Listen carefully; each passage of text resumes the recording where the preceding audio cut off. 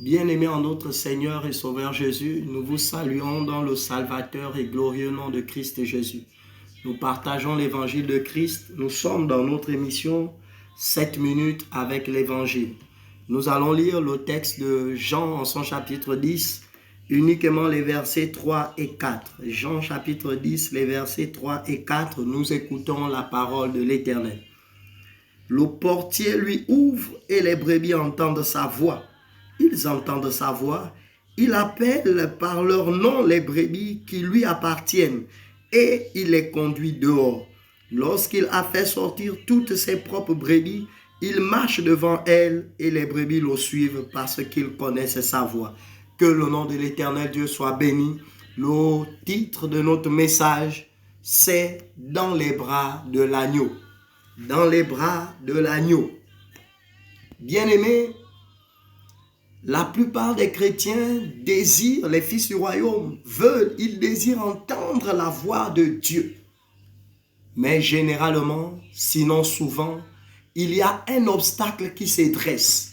Cet obstacle, c'est la considération que généralement les adorateurs, les fidèles, les brebis du Christ ont dans leur tête pour les hommes de Dieu que nous sommes.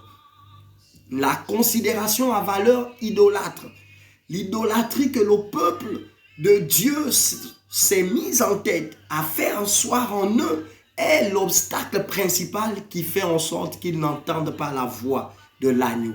L'agneau qui nous a aimé le premier, celui dont le livre de Romains atteste qu'alors que nous étions encore pécheurs, lui, il n'a pas hésité à se donner, à se sacrifier parce que la Bible atteste qu'il a été sacrifié avant la création du monde.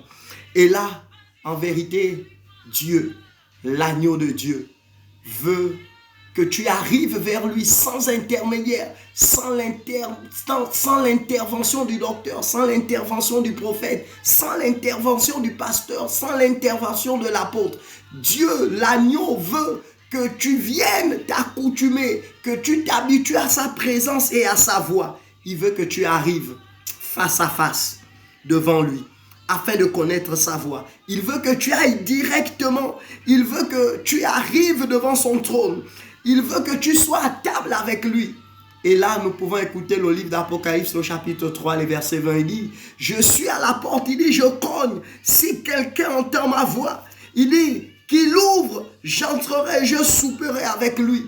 Le Christ veut réellement que tous les sujets de ta vie qui te troublent, tous les sujets de ton existence qui te donnent l'insomnie, qui font en sorte que tu ne triomphes pas dans ce monde, il veut que tu sois dans les bras de l'agneau. Il veut que tu sois à ses côtés. Et là, tu commences par ouvrir ton cœur. Généralement, ce passage l'Apocalypse chapitre 3, souvent nous l'attribuons à ceux qui ne connaissent pas le Christ.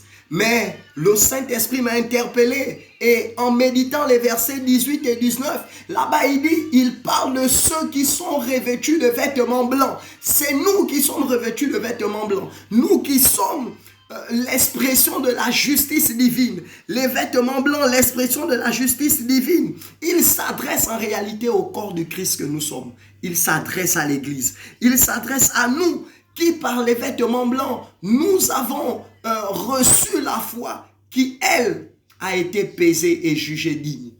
Cette foi qui est passée par l'épreuve du feu et a reçu la couronne. C'est pourquoi en réalité, il s'adresse à nous qui avons les vêtements blancs.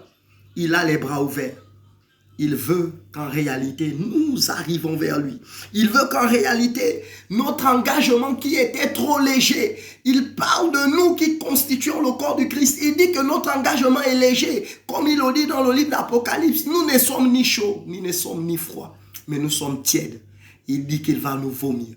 Il parle de nous. Il cogne à ce cœur. Il cogne à cet engagement qui est trop léger, qui suit tout vents et marées. Il veut des adorateurs qui sont engagés, qui sont zélés, qui ne sont pas trop éloignés de lui. Il veut des personnes qui arrivent vers lui sans intermédiaire. Et là, on voit le sacrificateur Élie, lorsque le jeune Samuel écoute la voix de Dieu, alors que Samuel va vers Élie. Élie, le sacrificateur, sait que vers l'agneau, on y va sans intermédiaire. Il dit au jeune Samuel, il dit, lorsque tu entendras la voix, dis Dieu, mon Seigneur, celui à qui j'appartiens, je suis là et j'écoute.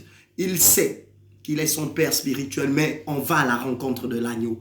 On y va sans le pasteur, on y va sans le prophète. Arrêtons cette idolâtrie. À un temps soit peu, le Christ a besoin que nous allons au pied de sa croix pour communier avec son martyr, pour communier avec ses meurtrissures. Et là, le Christ dit, il vient, il s'assoit à tes côtés. Il s'assoit à tes côtés, il ouvre ses bras, certainement comme Thomas. Il veut te montrer les empreintes de clous. Il veut que tu viennes dans ses bras, tu viennes câliner son martyr. Il veut que tes mains touchent ses meurtrissures. Il veut que ta vie, qui en réalité n'arrive pas à connaître la gloire de la résurrection, soit au contact de ses meurtrissures.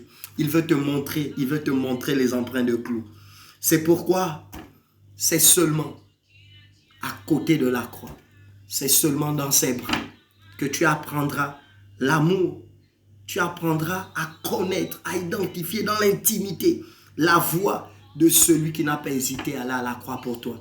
C'est seulement à ses côtés, comme l'a fait Thomas, en touchant ses mains par les empreintes de clous, empreintes de clous de l'expression de son amour, empreintes de clous d'un amour incommensurable qui ne cesse de cogner à la porte. Il dit, je cogne, il dit, si tu m'entends ce soir par ce message, sans intermédiaire, sans ton pasteur, mais toi-même, il veut communier avec toi. Il a dit, viens, toi qui es chargé et fatigué.